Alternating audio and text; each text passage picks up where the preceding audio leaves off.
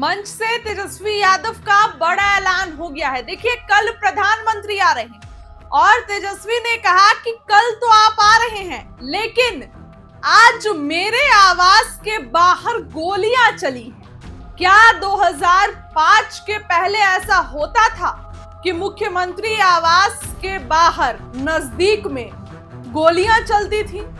इसके साथ ही अशोक चौधरी को टारगेट किया और ये कहा कि वही दामाद जी वाले ससुर, जमाई आयोग वाले, इनके भी आवास के बाहर गोली चली। क्या 2005 के पहले ऐसा होता था? देखिए, तेजस्वी यादव बहुत हमलावर है। कल प्रधानमंत्री आ रहे हैं, उन्होंने कहा कि आएंगे, मंच से बोल देंगे जंगल राज है। 9 साल की बच्ची के साथ गंदा काम हो रहा है, 11 साल की बच्ची के साथ। तो ये तो नहीं दिखता है प्रधानमंत्री को। फिलहाल आरजेडी की बड़ी मीटिंग पटना में रखी गई थी। क्या कुछ कह रहे हैं नेता प्रतिपक्ष, बातों को सुनिए। काम करके दिखाया। आज लोगों में बेचैनी है। आप बताइए, जब से हम लोग सरकार से हटे हैं, एक काम बता दें जो नीतीश कुमार जी और एनडीए की सरकार ने किया हो। एक उप मुख्यमंत्री नहीं है, 2 उप मुख्यमंत्री हैं। हम तो पूछना चाहते हैं उप मुख्यमंत्रियों से, एक एक उपलब्धि अपनी बता दो जो आप अपने राज्य में उप मुख्यमंत्री रहते हुए ऐसा कौन सा काम किया है जो जमीन में दिखता हो या जिसका श्रेय आपको जाता हो। कोई काम से मतलब इन लोगों को नहीं है।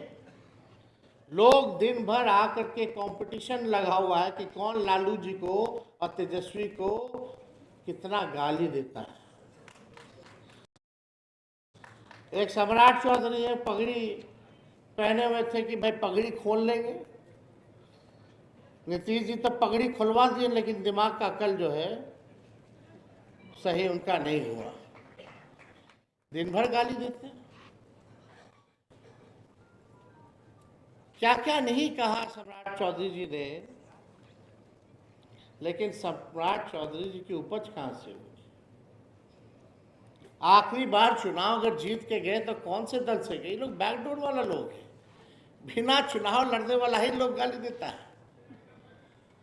आप हकीकत जान लीजिए। कोई काम से मतलब नहीं है इन लोगों को, भाजपा वाले लोगों को। सम्राट चौधरी जी थोड़ा कम गरियाते हैं तो एगो विजय सिन्हा और हुमस के गरियाता है। एक दूसरे से कंपटीशन है कि कौन ज्यादा टीटीएम करेगा, कि भाई जो ज्यादा गाली देगा मोदी जी उसी को आगे बढ़ाएंगे। तो एक वो प्रेस कॉन्फ्रेंस करेगा तो दूसरा भी प्रेस कॉन्फ्रेंस करेगा। 2 गो काम थे कि एक और इनके प्रदेश अध्यक्ष बन गए, जायसवाल जी। वो तो इतना दोनों को फेल किए हुए। वो तो कहते हैं हम गाली देने वाला डिक्शनरी है, गाली के डिक्शनरी है। ये हालत है भाजपा का।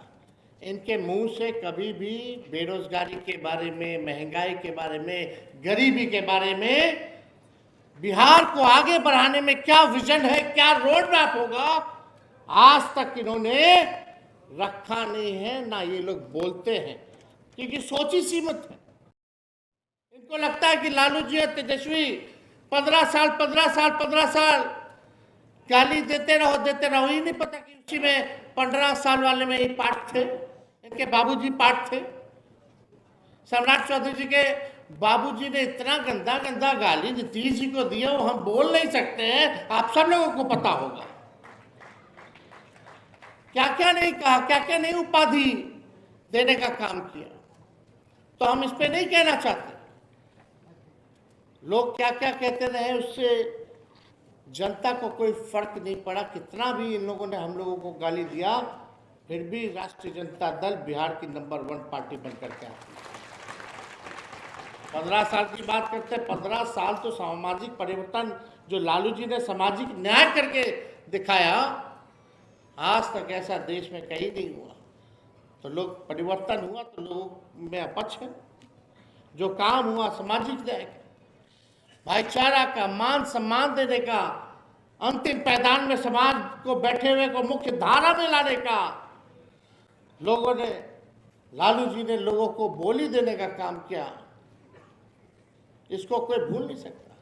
रेल मंत्री रहते हुए लालू जी ने, बताओ ऐसा कौन रेल मंत्री है देश का, सब घाटे में एक लौता एक रेल मंत्री बिहार का लालू यादव जी ने 90,000 करोड़ का मुनाफा रेलवे को दिया। 4 कारखाना बिहार को लालू जी ने दिया। किराया हर बजट में कम किया, गरीब भी एसी में सफर कर पाए, गरीब रथ लालू जी ने चलवाने का काम किया। और यही नहीं, रोजगार के मामले में लालू जी ने कूलियों को भी जो है सरकारी नौकरी का दर्जा पूरे देश भर के कूलियों को दिलवाने का काम किया। ये लालू जी ने किया, लालू जी की उपलब्धि है। इन लोगों की क्या उपलब्धि है, एक जरा गिना दो, क्या काम किया इन लोगों ने। आज भी दिन भर गाली देते हैं।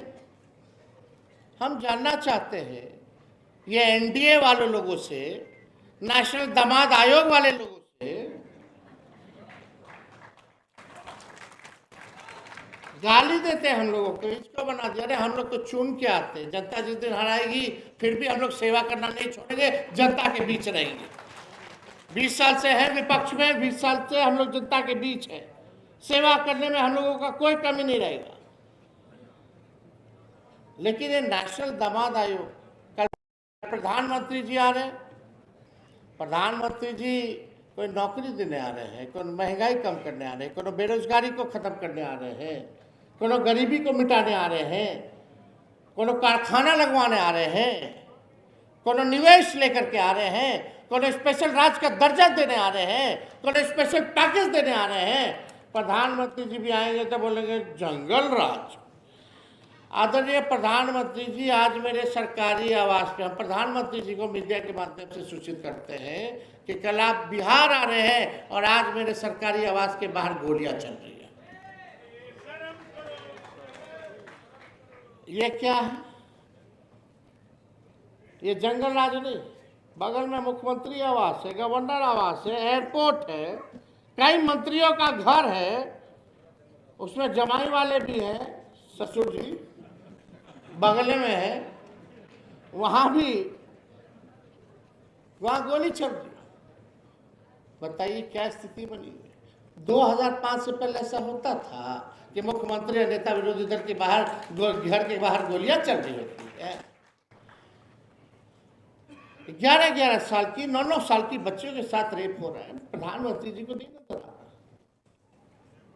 पटना का एसएसपी 3 बार बदल गया, एक बार नहीं 3 बार बदल गया। हालांकि सब लोग जानते हैं कि यहाँ का एसएसपी और डीएम कैसे बदला जाता है जब तक डीके टैक्स ना दिया जाए। अद्भुत है, भूंजा पार्टी वाले लोग 3.5 लोग बोल रहे हैं, मंगनी लाल मंडल जी 3.5, तो सही बात है। आधा कौन है वो भी जानता है सब लोग, 3 तो है ही है, कोई छुपी हुई बात तो है नहीं। ये लोग क्या कर रहा है? इन लोगों का एक ही काम है कि इन लोगों को पता है कि लोग जाने वाले हैं। नीतीश कुमार जी अचेत अवस्था में, तो इनको लगता है कि ईश्वरीय वरदान मिल गया है, जितना लूट घसूट करना है करते रहो।